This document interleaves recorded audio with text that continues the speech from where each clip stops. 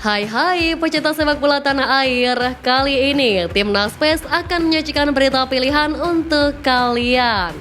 Di antaranya, Irak ingin jumpa Timnas di final Piala Asia U23.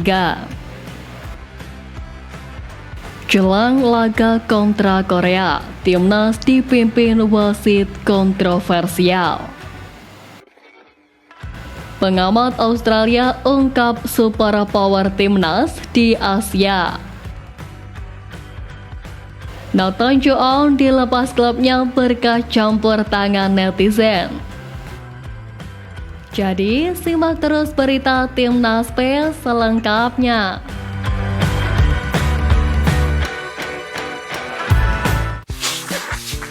Kabar menggembirakan datang dari Nathan Joon yang diizinkan SC Heerenveen kembali bergabung dengan Timnas Indonesia U23. Di Piala Asia U23 2024, pemain berusia 22 tahun itu menjadi sosok vital bagi skuad besutan Sintayong. Posisi natural Nathan Joon yang beroperasi di bek kiri dirotasi oleh Sintayong menjadi gelandang. Tercatat, Nathan Joon pun tampil pada 3 pertandingan grup A Piala Asia U23 2024. Sementara itu, Ketua Umum PSSI Erick Thohir menghargai campur tangan netizen yang menyerbu media sosial SC Heerenveen demi Nathan Joon bisa membela Timnas Indonesia U23. Selain itu, lobby maksimal juga menjadi kunci PSSI untuk meluluhkan hati SC Heerenveen. Kehadiran pemain kelahiran Belanda itu semakin menambah motivasi Timnas Indonesia U23 menatap laga 8 besar Piala Asia U23 kontra Korea Selatan Jumat 26 April mendatang. Kebangkitan Timnas Indonesia dalam beberapa tahun terakhir mencuri perhatian pengamat sepak bola negara-negara tetangga. Salah satunya adalah Paul Williams, jurnalis sepak bola asal Australia yang mengatakan bahwa ini indikasi sepak bola tanah air berada dalam jalur yang benar. Paul bahkan mengingatkan perkataan Sekjen AFC pada 1998, Peter Velapan, yang pernah memberi label Indonesia sebagai Brasilnya Asia. Paul menyebut bahwa Indonesia memiliki cara bermain dengan gaya menyerang langka di sepak bola Asia Tenggara. Menurutnya, Indonesia menunjukkan penampilan yang sangat luar biasa dari Piala Asia 2023 hingga saat ini. Ia pun mempertanyakan apakah ini kebangkitan raksasa tidur atau hanya performa menanjak sesaat. Menurutnya harus ada banyak hal agar raksasa itu bangkit di luar dari hasil-hasil di lapangan. Hal-hal penting seperti perkembangan infrastruktur, perkembangan di level klub, perkembangan di level domestik, dan pengembangan pemain muda harus ditingkatkan. Ia juga menambahkan bahwa Indonesia memiliki banyak talenta untuk menjadi pemain terbaik. Pertemuan Indonesia dengan Korea Selatan menjadi momen emosional bagi STY karena harus menghadapi negaranya sendiri sekaligus tim yang pernah dilatihnya. Tak hanya itu, STY juga bakal berhadapan dengan Hwang Sun-hong sebagai sosok yang tak asing bagi juru taktik 53 tahun tersebut. Keduanya pernah bersaing di Liga Korea saat jadi pelatih medio 2009. Kala itu STY yang melatih Songnam Ilhwa, sedangkan Hwang Sun-hong menangani Busan Ipak, Pohang Steelers, dan FC Seoul. STY punya pengalaman panjang bersama tim sepak bola Korea Selatan. Ia pernah menangani Daegu Warriors pada Piala Dunia 2018 lalu. Sementara Hwang Sun-hong merupakan pelatih sementara tim senior Korea Selatan setelah ditinggalkan Jurgen Klinsmann.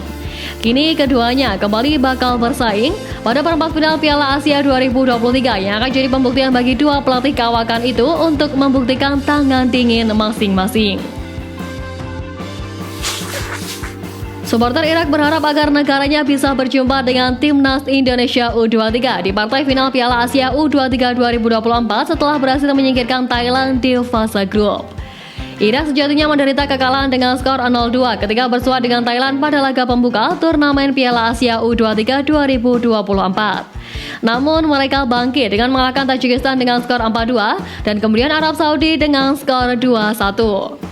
Irak pun lolos sebagai juara grup C karena unggul head-to-head atas Arab Saudi yang menjadi runner-up. Imbasnya, Irak akan menghadapi Vietnam di perempat final, berada di jalur kiri dalam bagan fase grup Piala Asia U23 2024 bersama Jepang dan Qatar. Jika lolos ke semifinal, maka mereka berpotensi jumpa dengan Timnas Indonesia U23 yang tentunya harus mengalahkan Korea Selatan terlebih dahulu untuk mencapai babak 4 besar. Dengan skema seperti ini, jika sukses memenangkan laga-laga mereka di perempat final dan semifinal, Indonesia dan Irak bisa bertemu di final Piala Asia U23 2024.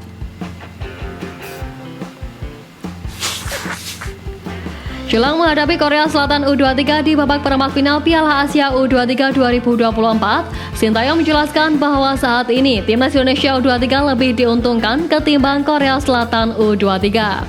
Sebab skuad Garuda Muda punya waktu persiapan yang lebih banyak ketimbang lawannya. Ditambah lagi Sintayong mengaku sudah paham betul bagaimana taktik permainan lawannya. Secara level bisa dibilang Korea Selatan U23 memang lebih diunggulkan.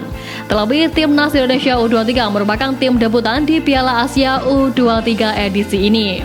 Namun begitu bukan berarti skuad Garuda Muda tidak bisa memberikan kejutan. Apalagi Korea Selatan U23 sedang dalam kondisi pincang. Striker yang sekaligus pencetak gol terbanyak mereka yakni Lee Yong-chun dikabarkan cedera.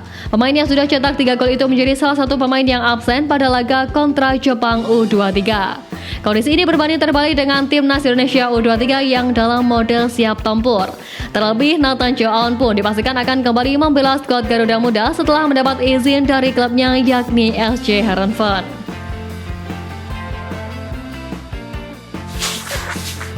Timnas Indonesia U23 yang berstatus sebagai tim debutan sukses mengejutkan dan melaju ke babak perempat final. Selanjutnya di babak 8 besar nanti, timnas Indonesia akan melawan Korea Selatan yang lolos sebagai jawara grup B. Menanggapi performa timnas Indonesia di fase grup Piala Asia U23 2024, Kapten timnas Indonesia Rizky Ridho mengaku sangat senang sebab ia berhasil membawa Garuda Muda mencapai target yang diharapkan PSSI yakni lolos 8 besar. Meski begitu, Rizky Ridho tak ingin berpuas diri. Baik Persija Jakarta itu bertekad membawa timnas Indonesia U23 melangkah lebih jauh lagi. Berbicara soal calon lawannya di babak 8 besar nanti, Ridho pun sadar betul bahwa laga tersebut tak akan berjalan mudah. Namun, Kapten timnas Indonesia itu menegaskan bahwa timnya bakal berusaha semaksimal mungkin untuk meraih hasil terbaik. Seperti diketahui, 2 dari 4 tim Asia Tenggara yang berpartisipasi di Piala Asia U23 telah menyegel satu tempat di babak perempat final. Di antaranya ialah timnas Indonesia dan Vietnam yang secara mengejutkan mampu melewati tim-tim unggulan juara Piala Asia U23 di babak penyisihan grup. Keberhasilan timnas Indonesia di Piala Asia U23 tak luput dari sorotan sejumlah media luar negeri, salah satunya dari 2 media populer Cina yaitu 163.com dan Zibo. Menurut Zibo, kelolosan timnas Indonesia di perempat final Piala Asia U23 mengubah peta kekuatan sepak bola Asia. Mereka sampai membuat artikel khusus untuk membahas hal ini. Tak hanya itu, media Cina lainnya yakni 163.com juga tak ketinggalan memuji kiprah timnas Indonesia U23 di Piala Asia yang sukses menembus perempat final. Mereka terkejut karena timnas Indonesia U23 bisa mengalahkan Australia hingga lolos ke 8 besar untuk keikutsertaan pertama mereka. AFC resmi menunjuk wasit Sean Evans untuk memimpin laga pertandingan yang akan digelar di Stadion Abdullah bin Khalifa pada Jumat 26 April nanti. Wasit yang memiliki paspor Australia tersebut bukanlah menjadi sosok yang asing di kalangan netizen Indonesia. Dirinya acap kali membuat netizen Indonesia geram karena keputusan kontroversialnya yang sering merugikan timnas Indonesia. Bahkan mantan wasit Liga 1 pada 2017 itu juga pernah menjadi dalang utama tumbangnya timnas Indonesia di babak 16 besar Asian Games 2018. Sosoknya merupakan wasit yang sangat dibenci netizen karena timnas Indonesia era Luis Milla dirasa dirugikan karena memberikan 2 penalti untuk Uni Emirat Arab. Sean Evans juga dikenal sebagai wasit yang secara tak segan untuk memberikan kartu kuning kepada para pemain. Terbaru, ia bahkan memberikan 7 kartu kuning sekaligus dalam laga antara Singapura versus Cina di kualifikasi Piala Dunia 2026 zona Asia. Sejak saat itu, namanya selalu diingat netizen Indonesia sebagai salah satu wasit yang kerap kali memberi keputusan kontroversial.